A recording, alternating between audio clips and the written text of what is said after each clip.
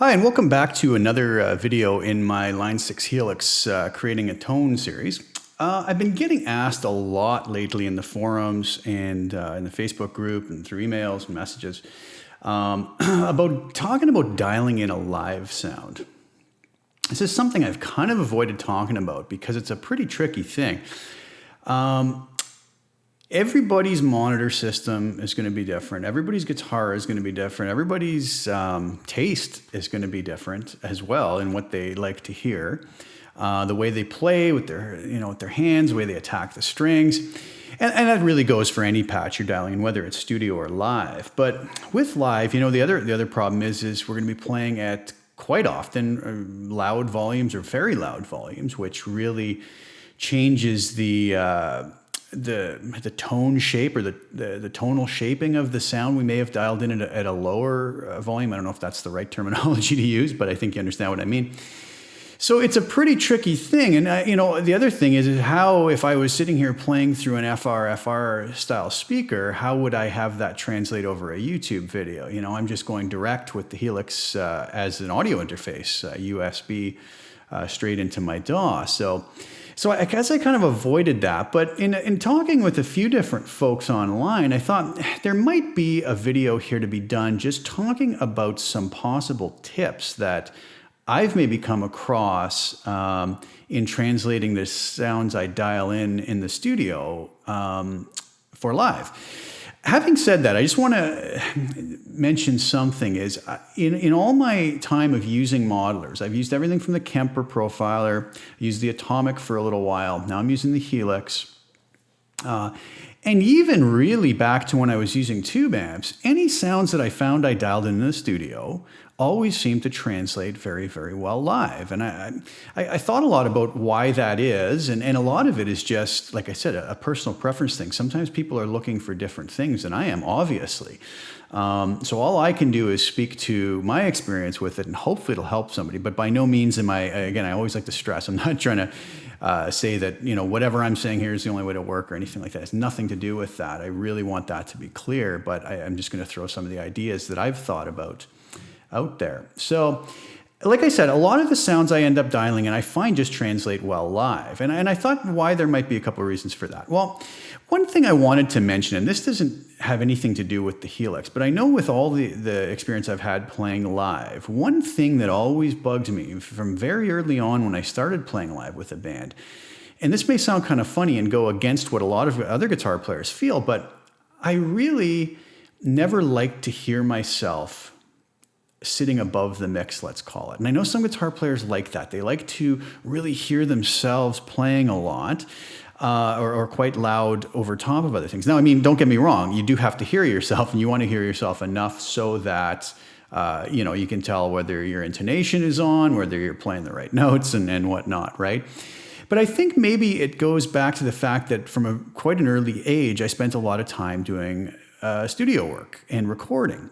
And I always tried to get, the guitar tones to sit in the mix, not on top of the mix, and have it their own sort of sonic space, right? Now that's tough live because there's so many things that aren't in our control, right? We got a drummer crashing cymbals next to our ears, or a bass player or another guitar player that's turned up way too loud, and it makes things very difficult. But in an ideal situation, I kind of like to hear the guitar sitting just in the right spot. And a lot of times, anytime I've ever been playing and you get at that right angle on any regular tube amplifier or modeler, if you're right in front of your speaker sometimes and that's just blasting in your face and it's too loud, it gets very harsh sounding, and that's a pretty normal occurrence. So one thing that I find really helps with that is just keeping your volume under control a lot of times. And so it might sound like an obvious thing, but it might just be the thing that a lot of folks need, is that if you're finding some of your live sounds too harsh, maybe we can dial the volume back a little bit, and it's worth a try. Now, some people might do that and say, well, no, I just can't hear myself now. But, it is finding a balance there and finding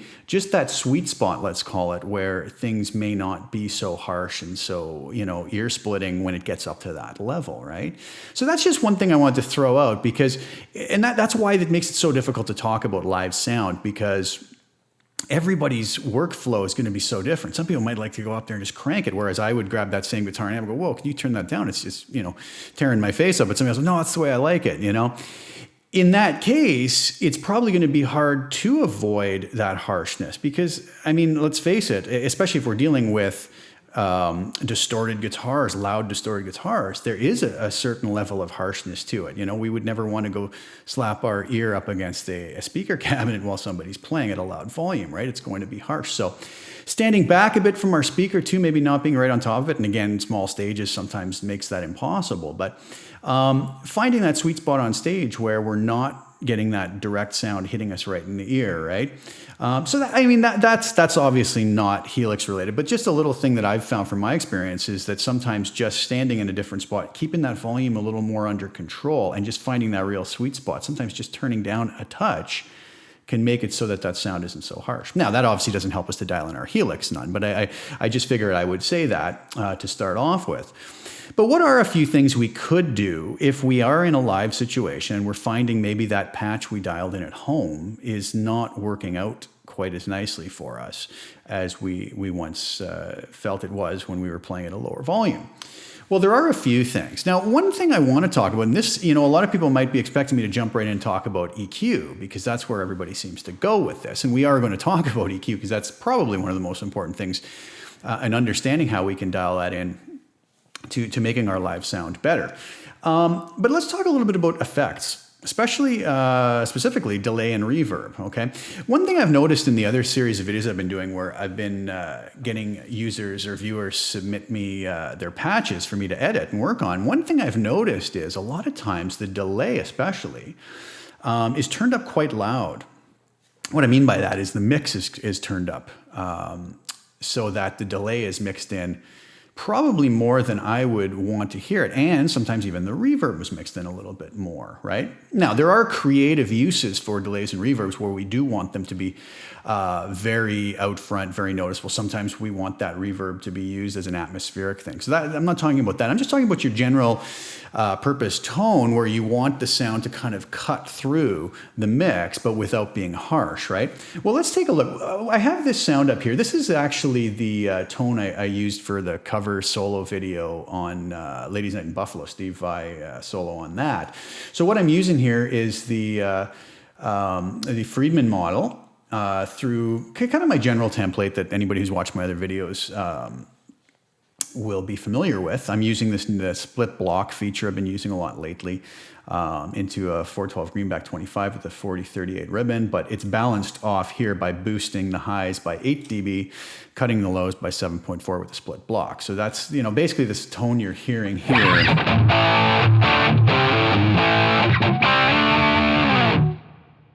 Now, some people's view of that tone might be that it sounds rather dark, and it does. And one of the things that I have found, again, in my experience is I tend to like to dial my tones in a little bit darker. In the studio, if need be after the fact in the mix, I can always add a little bit more of the upper mids in there, maybe dial a little bit of the lower mids out if need be to give it a little bit more clarity. The same thing can be done live, but I do find with live, once we start cranking the volume up, that's where we start to get that harshness. And I find using the ribbon mics and dialing in these darker, the tones to the darker side of things, as we crank it up, those harsh frequencies aren't as much of a problem. And you get a much nicer, smoother sound that still has definition and cut. But we will talk a little bit more about EQ after the fact. So a lot of people say that, well, that sounds very dark. Yes, but that's done by design. I really find, in my personal taste, when I get live and turn that up louder, I find that those dark tones tend to still cut. Obviously there is a limit to that. We can't be too dark, right? We're not just going to put the 4038 up and not adjust it with the split block and boosting the highs like I have, right? Because it's going to be very muddy and not be defined at all. So there is a balance, but I just find if I go slightly to the dark side of things,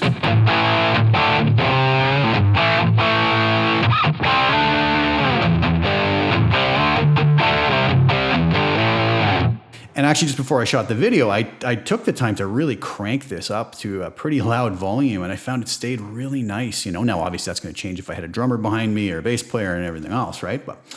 So that's my tone. It's dark, yes, but like I said, for good reason.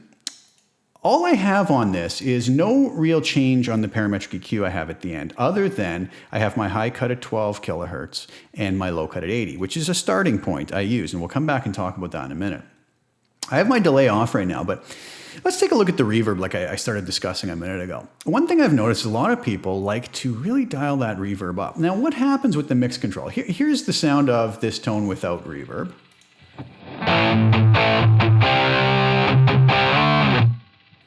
Very immediate and dry. And maybe live, that's all you want. Maybe, you're going to allow the room to just add your ambience, and that's fine. So the point I'm about to make is not going to matter. But for those who do use reverb, here's what I would normally maybe set it at. So it's really not that wet. You can hear. It's just enough to give it a bit of a room ambience. I really like this Ganymede reverb, by the way. It's very, very nice, one of the new reverbs.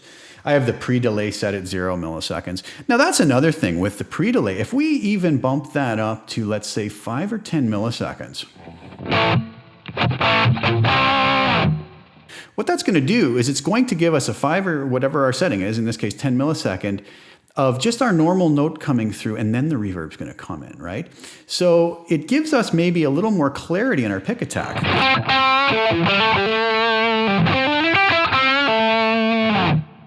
Obviously, it's going to be more noticeable the higher the mix setting and the more reverb we have on the sound. So one thing with your reverb, if you find that maybe it's preventing your sound from cutting, which it can do if we have a lot of it on there, you could bump your pre-delay up by maybe 5, 10, 15 milliseconds, and that'll help your direct notes kind of poke through a little bit more. That's one thing.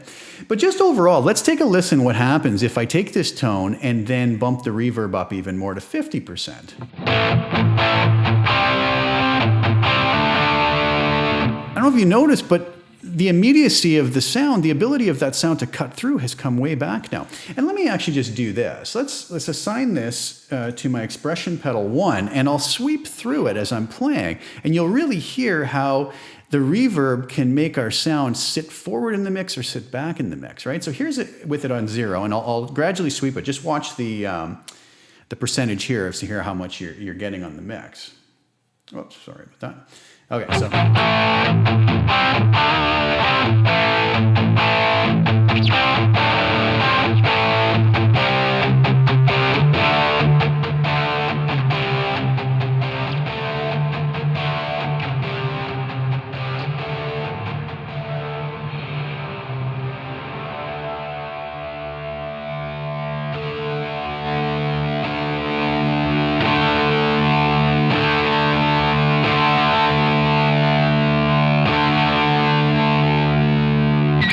I don't know if you noticed that, but from about 0 to 30, it seems you can get away with that, and it's not really affecting the immediacy of the note cutting through a possible mix. It's more just giving us a little bit of ambience. As soon as we hit 50%, things start to change. And if you noticed, I think I was watching around 60 to 65, 66%, all of a sudden, things were kind of turning to mush. Now, again, that's fine if it's like an atmospheric, a deliberate use of that for a sound, and you want that to sit back in the mix. But that's what reverb's going to do. It's going to pull our sound back in the mix. So I find a lot of times what I've noticed is some folks will have the reverb kind of mixed in too high, and then they go to an EQ, right? And they say, okay, well, now I got to crank up the high mids. And so they do that, and all they're getting is now a really harsh, wet sound, and it's not really what the problem was, where if they just dialed that reverb back, maybe even, from, let me just take that off the pedal, from 50% to 30% or 25%, they're still going to get that little bit of ambience and room sound they're looking for, if that's what they're after, but it's going to cut through the mix a little bit more. Exactly the same thing for delay. Another problem I've seen is a lot of folks, again, will have their delays set up around 50%, meaning in most delays that the direct signal and the echoes are going to be at the same volume.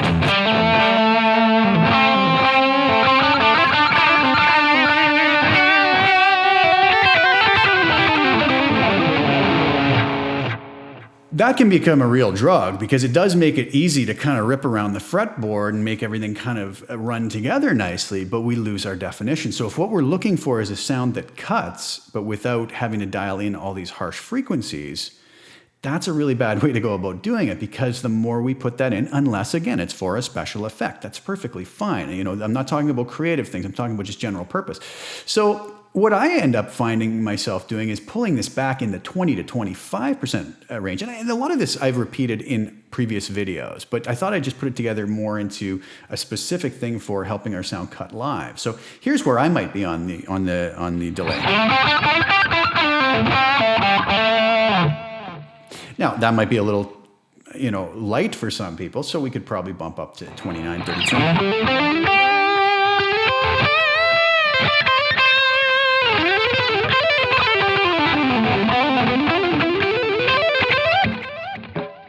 We're still getting it, gelling the sound a bit, giving us a nice little bit of smoothness to it, but it's still allowing my notes to cut, right?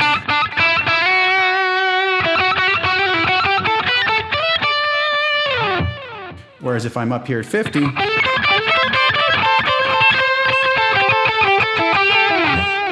you'll notice that the sound is not going to cut as much once those delays start building up on top of one another. So those might be kind of unlikely areas to look for maybe one of the problems why we feel like we have to dial things in brighter.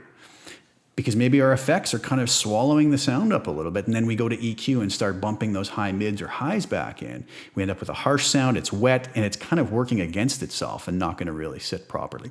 I hope that helps a little bit, and that may not be, you know, somebody's particular problem, and if it isn't, that's fine, and we can look somewhere else. But let's dive into EQ and the compressor at the end. Anybody who has watched my previous videos knows I like to put this LA Studio comp at the end, just lightly. I have usually, like I said, peak reduction of 5, gain of 5, set to compress. Sometimes with 100% mix, sometimes we can pull that back to more of a parallel compression. But like I've said before, I find that just helps to glue our sound together. Seems like I'm going to make a common thing of hitting the mic stand. It just helps to glue our sound together, give it a little bit more of a cohesive sound, in my opinion, again, right? So I keep that on all the time, pretty much on all my sounds, and it's kind of like I've called it before, in my little mastering section. And I've got a lot of people send me messages saying, man, I just made all the difference in the world in my sound. Again, that's more of a studio trick, right? A lot of times you've recorded your guitar parts, your effects are maybe on them already, and the engineer throws a compressor on after in the mix, and it's like, wow, everything just kind of sits better. It's going to control things, not in an obvious compressed way, but it's just going to control things so you don't have maybe little notes spiking out all over the place, which don't allow you to turn your volume up as high because the sound isn't even, right? So by putting that on, it kind of keeps everything just controlled dynamically, where we still kind of have some dynamics in our playing, but it's going to sit in the mix and allow us to maybe go a little louder, but not have that abrasiveness to the sound. So that's another thing to keep in mind for live. That's a really handy trick. But now let's go to EQ. So on a parametric EQ, I did a whole video about this. I'm not going to cover the specifics of what everything is doing here. I'm going to talk more about specific frequencies. If you have any questions about what the actual parameters do, go back in one of my previous videos. I can't remember which one it was, but it's about understanding EQs. We talked about the Q and the gain, the frequencies, and all the different types of settings we have here. So if you notice, I have my low cut and my high cut at 12 kilohertz. So I've heard a lot of complaints online. People say, well, I get my sound live, and it's too harsh, or it's too boomy, or it's too muddy. These are almost the only three complaints I ever hear. Oh, it's too harsh. It's hurting my ears when I crank it up. Or, oh, it's just mud. It's terrible. It doesn't cut through. Or, it's really boomy in the low end, right? Okay. So some simple fixes to that. I don't think that there's any particular magic frequencies we can go to, but I'm going to try to give you as close as possible to that as I can. Because like I said, everybody's monitoring system is different. Everybody's guitar is different. Their style of play is different. How they've dialed in their patch is different. So everybody's going to have a different problem. Now, let's say we have a lot of really piercing high-end fizziness almost that we don't like. Well, we all know that we can come into the high cuts, right? As we've talked about before, I tend to not use the high cuts in the cabs, as a lot of people are aware. They're not as dramatic, a slope to them, right? A high cut is not just a high cut. You can get some high cut filters and low-cut filters that have adjustable slopes, right? How many dB per octave? And again, if I talked about that all in my EQ video, but an octave in frequency range is going to be, let's say, from 50 hertz to 100 hertz, right? Every time we double it, we've moved up an octave from 100 to 200. So in a proper low-cut or high-cut that has an adjustable slope, we can have a little bit better idea of how dramatic an effect it's having. But we do know that the parametric blocks, low cut and high cut, seem to be more dramatic than the cab blocks. So I tend to use these.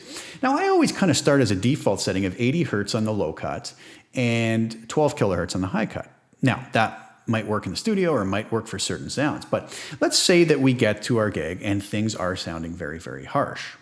Okay, well, or fizzy, let's say, another problem a lot of people have. Well, really and honestly, we can very quickly go to this high cut and start rolling it back until that goes away. And it's that simple, really, We can't be afraid of going too much because we have to use our ears, Obviously, if you feel that the sound is too fizzy or too bright or what, you know what you're hearing, right? So trust your ears. Everybody's going to be different for this. But if you take a listen to this, what effect does it have when I pull that way back?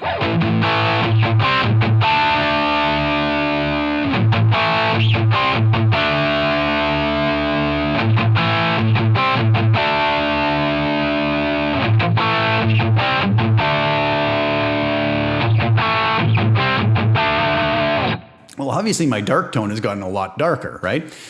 But it also kind of shows that you can get away with quite a bit here. And there's still a trick we can use here to kind of make our sound sit a little bit better, even if we do go dramatic. And if you notice from a lot of my videos, I always say, take a parameter, go very, very dramatic with it. Go to its extreme so that you can learn what it actually does, right?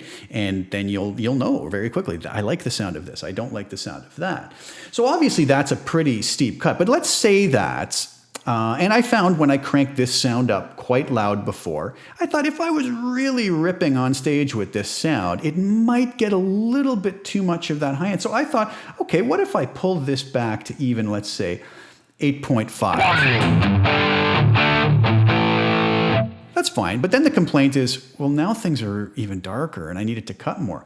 Well, we could come into our high frequency, and some of the frequencies that I like to work with, like I said, there is no magic frequency, because if you have a sound that is way too harsh, maybe you're going to have to dial some of these frequencies out, right? Without hearing each specific situation, I can't really suggest that, but I'm just using this one as an example.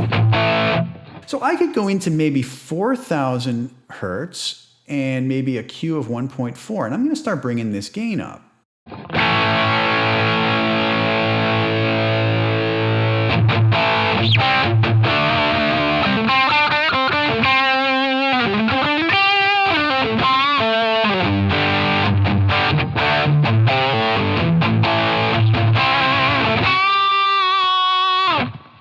Now we heard it brighten up a little bit. Let's use our idea of going rather extreme. Let's just see what it sounds like when I really crank this up. Let's go 10 dB.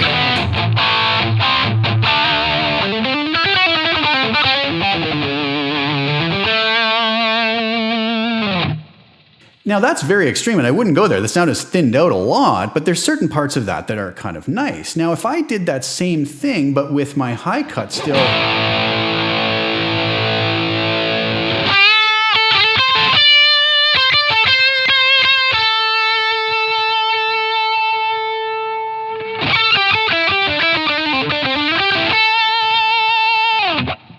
Isn't it kind of neat? When I had my high cut still up at 12 kilohertz, this got really harsh now with that boost. But as I pulled the high cut back, it wasn't so bad, right?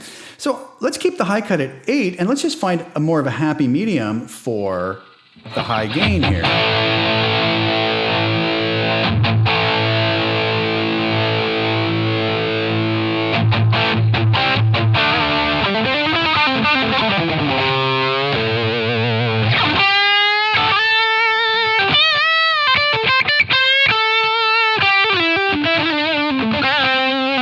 That's starting to sit really nice with me. Some pretty extreme settings, right? I have my high cut way back at 8 kilohertz, but now I've boosted 4 kilohertz with a Q of 1.4 up by almost 6 dB. and it's working. Now again, when I crank this up live, maybe I'm going to go, whoa, nope, too much. So I just simply come in and I know the changes I've made. I roll back my high gain a little bit on the high frequencies in the parametric EQ. Maybe I only need 4 dB of boost. Maybe I only need 3 dB of boost, whatever. But this is sounding fine right now. Again, not something I would dial in the studio, but here it's working, right? Okay, so let's now say, well, what if you also found, well, there's some really uncontrolled low end, right? Well, one thing we want to keep in mind when we're playing with a band, full-on band, there's a bass player, and he's covering a lot of these frequencies, sub 100 hertz. So we really probably don't need to be down there. There's not going to be a lot of useful information coming out of our guitar other than to just make things kind of cloud the low end and get in the way of the bass player and the kick drum, right? So we could also come into our low cut and come all the way up to, let's say, I don't know, even 120, 130. Let's see what that sounds like. Now that's really thinned it out. So now we may want to come into our high gain and say, let's pull that back a little bit, right? It's all going to be a balancing act. Now it's very mid-heavy right now. So maybe that's a little too much on the lows. So let's pull back to 100.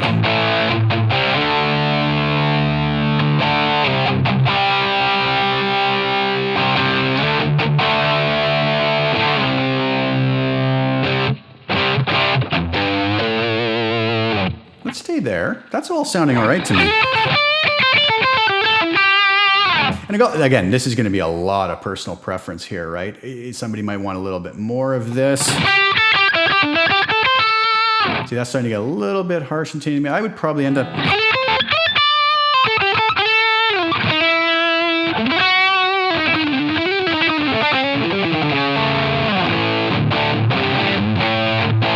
Okay. So since we went down to the low cut and pulled out a lot of those kind of frequencies that might muddy things up, well, we could come back and add some higher low frequencies back in, right? Now, the thing about the low cut is if you're still finding that the tone you dialed in is really boomy and too overbearing on the bottom end, you can just keep rolling that low cut up and use your ears again, right? There's so many situations here. I can't give you a Band-Aid for everything, but just the concept more, right? But I could come into the low frequency. Obviously, I'm not going to come in boost at 110, but maybe something like 180, 200 and narrow that Q down so it's not going to start adding a lot of that bottom back in, and maybe just a couple dB of that.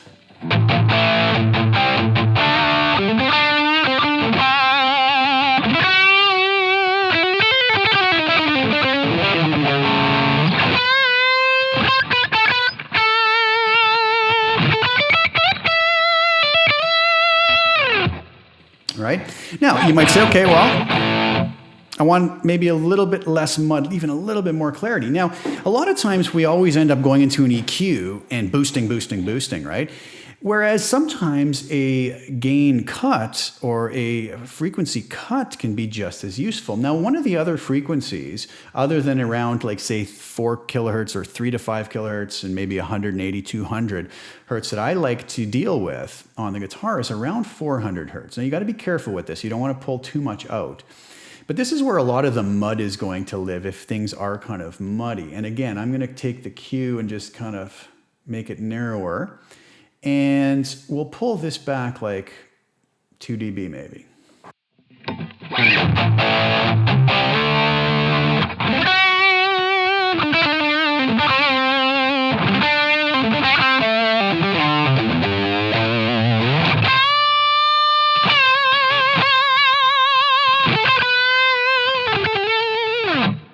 To me, that's a sound that is probably going to work really nicely live. I've got a little bit of my reverb on, even if I put my delay back in there.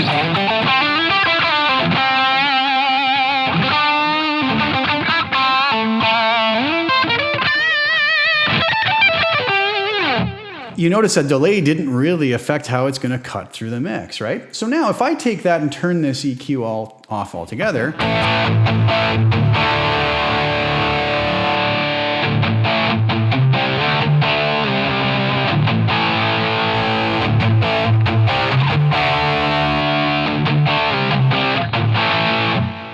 I don't know if you're picking up on that. I really hope you guys are listening on either a decent set of speakers or some headphones. I find headphones are good for this because you can really hone into what's going on. But did you notice that?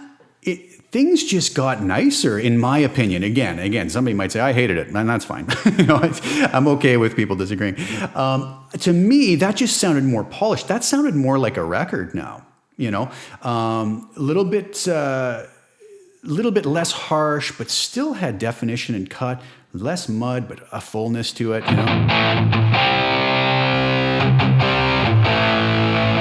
That's a little dark, maybe a little muddy.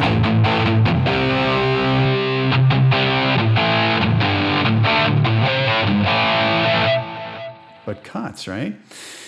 So that's how I would deal with a situation like playing live. This is sort of the best video I could do for it. Like I said, how do I translate an FR speaker over a YouTube video, right?